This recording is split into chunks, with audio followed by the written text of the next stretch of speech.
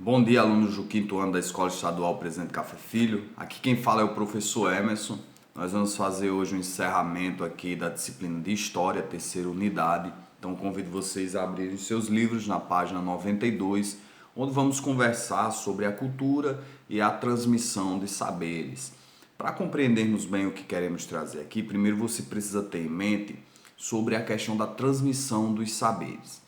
Os saberes são os conhecimentos e eles são transmitidos através da linguagem e através da escrita.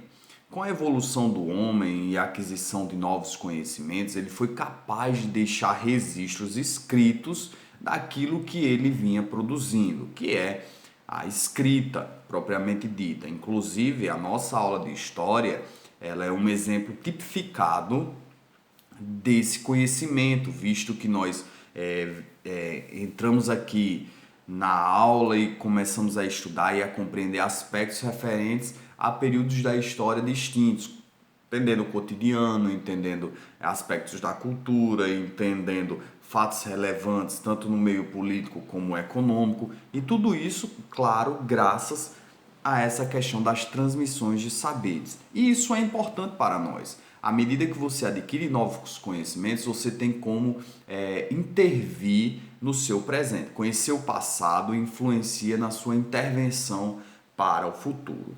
E por fim, a questão cultural. O que é a cultura? A cultura nada mais é do que aquilo que o homem produz, né? Ele produz música, ele produz arte, ele produz construções arquitetônicas, ele produz relações entre pessoas, relações interpessoais. Então, cultura e transmissão de saberes é isso, é transmitir para as outras pessoas, tanto através da linguagem como da escrita, aspectos relacionados ao seu dia a dia.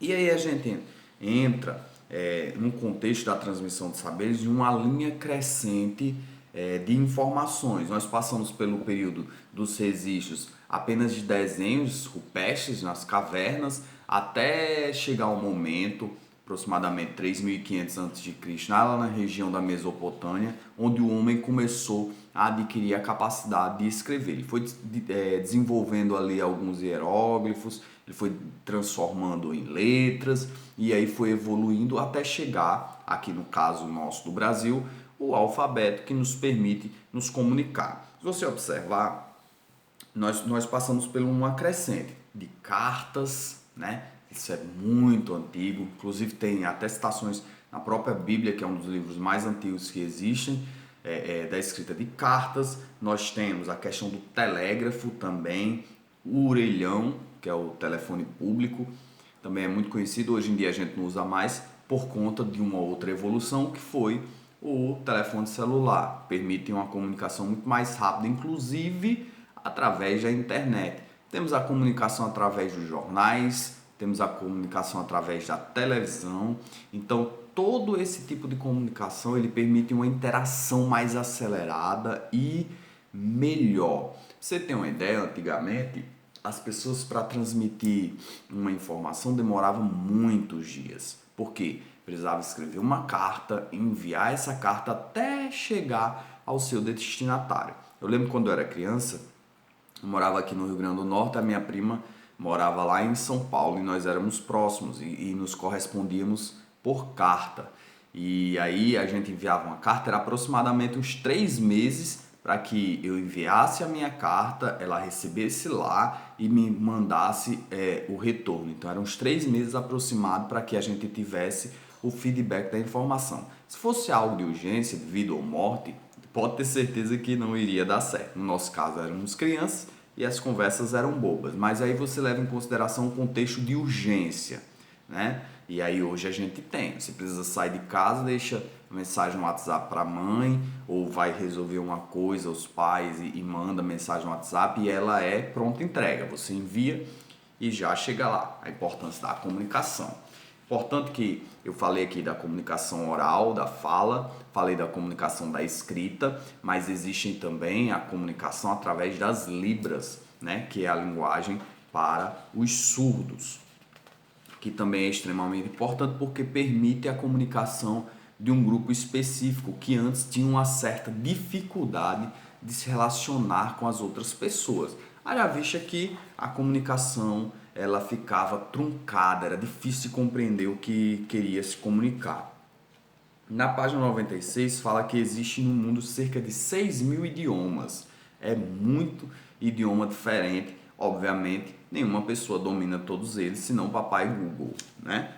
E falando especificamente do Brasil, nós temos cerca de 274 dialetos, que são as línguas nativas, línguas indígenas. Nós não conhecemos porque elas fazem parte basicamente de pequenas comunidades indígenas.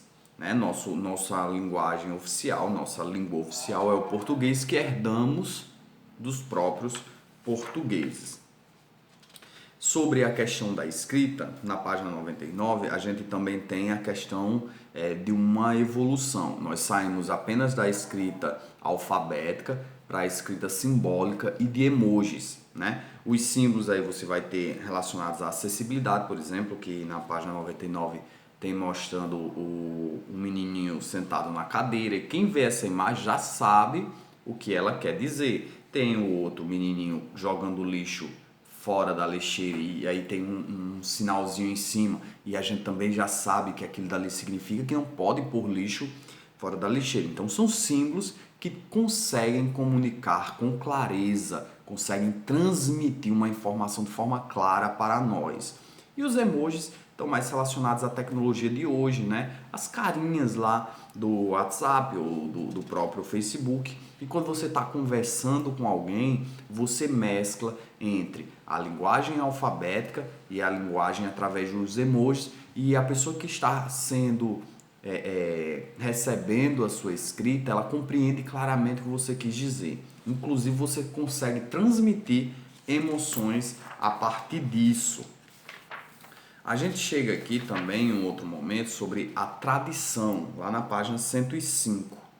A tradição oral e a memória, que é um outro fato importante. Antigamente, isso muito antigamente, antes da escrita, as pessoas transmitiam os seus conhecimentos através da fala. Sentava ali, os filhos e os pais começavam a contar e transmitir os seus conhecimentos aos filhos, e eles tinham que decorar as tradições orais, todas. Imagina só, lembrar a família, lembrar os principais acontecimentos, tudo detalhadamente, porque aquilo ali era a história. Se a pessoa esquecesse, ela ia deturpar os acontecimentos históricos. Então a memória ela era esquecida ou era modificada. Tem que ser fiel, muito fiel.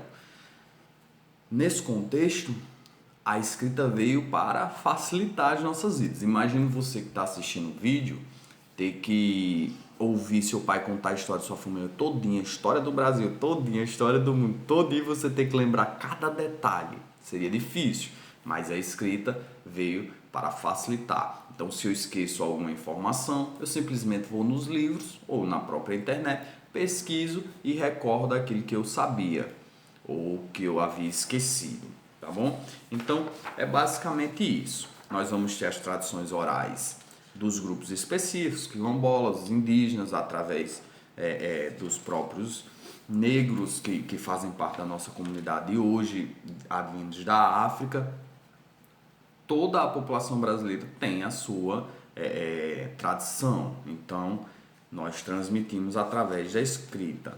E por último, as marcas do tempo, que são exatamente as transformações que acontecem no nosso dia a dia, tá? A partir da página 111, vocês devem ler todo esse texto. Esse vídeo aqui é um resumozinho bem rápido, porque se eu for falar de cada capítulo minuciosamente, o vídeo vai ficar muito grande. Qualquer coisa, você ficar com dúvida entre um capítulo ou outro daquilo que eu trouxe, você volta aos vídeos anteriores e assistem. Eu não passarei a atividade de hoje para que vocês possam pôr as atividades em dia, que inclusive tem muitas atividades em atraso, tá certo?